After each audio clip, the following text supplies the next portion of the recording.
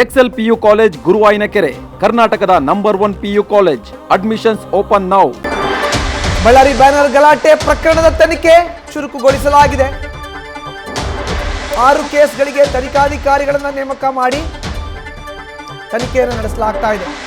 ಉಭಯ ನಾಯಕರ ಬೆಂಬಲಿಗರಿಂದ ಅಟ್ರಾಸಿಟಿ ಕೇಸ್ ಕೂಡ ಈಗ ದಾಖಲಾಗಿದೆ. 2 ಜಾತಿ ನಿಂದನೆ ಕೇಸ್ಗಳು DCRE ಠಾಣೆಗೆ ವರ್ಗಾವಣೆ ಆಗಿದೆ. ಪೊಲೀಸರಿಂದ ಅಟ್ರಾಸಿಟಿ ಪ್ರಕರಣ ಪ್ರತ್ಯೇಕವಾಗಿ ತನಿಖೆ ನಡೆಸಲಾಗ್ತಾ ಇದೆ. ಬ್ರೂಸ್ ಪೇಟೆ ಠಾಣೆಯಲ್ಲಿ 6 ಕೇಸ್ಗೆ 5 ತನಿಖಾಧಿಕಾರಿಗಳನ್ನು ಈಗ ನೇಮಕ ಮಾಡಲಾಗಿದೆ.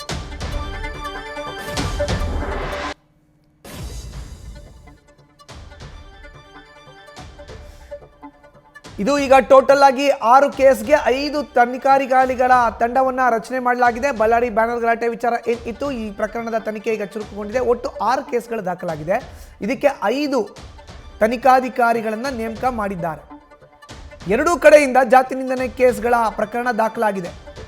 2 ಜಾತಿ ನಿಂದನೆ ಕೇಸ್ಗಳು ಈಗ DCRE ಠಾಣೆಗೆ ವರ್ಗಾವಣೆ ಆಗಿದೆ. ಅಟ್ರಾಸಿಟಿ ಪ್ರಕರಣ ಪ್ರತ್ಯೇಕವಾಗಿ ತನಿಖೆ ಮಾಡಲಾಗುತ್ತೆ.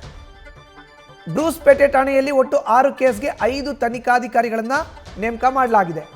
ಇನ್ನು ಜನಾರ್ದನ್ ರೆಡ್ಡಿ ಆ ಮನೆ ಮೇಲೆ ಮುಂದಿನ ಗಲಭೆ ಕೇಸ್ ತನಿಖೆ ಚುರುಕುಗೊಂಡಿದೆ. ಈಗ 2 ಜಾತಿ ನಿಂದನೆಯ ಪ್ರಕರಣಗಳು DCRE ಠಾಣೆಗೆ ವರ್ಗಾವಣೆ ಆಗಿದೆ. ಅಟ್ರಾಸಿಟಿ ಪ್ರಕರಣ ಪ್ರತ್ಯೇಕವಾಗಿ ತನಿಖೆಗೆ ಸಿದ್ಧತೆಯನ್ನು ಮಾಡಿಕೊಳ್ಳಲಾಗ್ತಾ ಇದೆ. ಸುಮೋಟೋ ಕೇಸ್ ಸೇರಿ ಉಳಿದಂತಹ 4 ಪ್ರಕರಣಗಳ ತನಿಖೆಗೆ ಸಿದ್ಧತೆ ಆಗ್ತಾ ಇದೆ.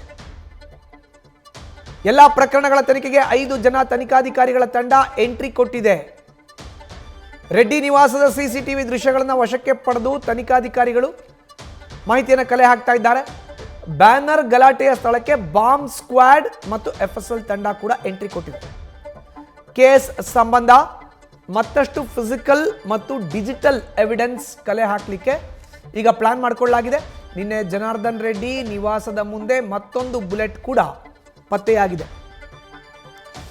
ರೆಡ್ಡಿ ಮನೆ ಮುಂದೆ ಪತ್ತೆಯಾಗಿರೋ ಅಂಥದ್ದು 9mm ಗುಂಡು FSLಗೆ ರವಾನಿಸಲಾಗಿದೆ.